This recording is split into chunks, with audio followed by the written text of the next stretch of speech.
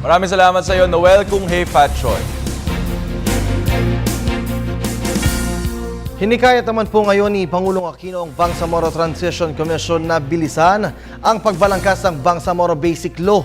Ito'y upang magkaroon po ng sapat na panahon ng Kongreso na mapagtibay ito. Umaasa po ang Pangulo na matatapos ito bago sumapit ang taong 2016. Nagbabalik po si Rocky Ignacio.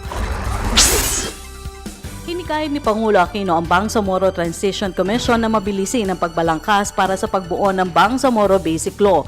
Sinabi ito ni Presidential Advisor on the Peace Process, Teresita Deles, matapos ang courtesy call ng Transition Commission sa Pangulo sa Malacanang. Humarap ang komisyon na bubuo sa Bangsamoro Basic Law ilang araw matapos makumpleto ang annexes sa isinusulong na Comprehensive Agreement on the Bangsamoro sa pagitan ng gobyerno at Moro Islamic Liberation Front. Ayon sa Pangulo, layunin nitong matiyak na maipapasa ang naturang panukala bago dumating ang 2016 elections. Kapag naratipikahan ng Kongreso ang Bangsamoro Basic Law, agad nang isusunod ang pagdaraos ng plebisito na magbibigay daan sa paghalal ng magiging opisyal ng bagong Bangsamoro na ipapalit sa Autonomous Region ng Muslim Mindanao sa 2016 elections.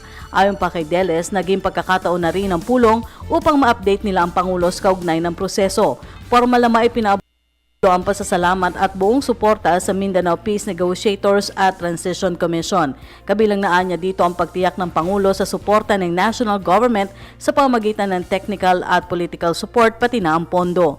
Nagpahayag rin niya ng kumpiyansa si Pangulo Aquino na suporta na bubuing Bangsamoro Law na sesertipikahan bilang urgent.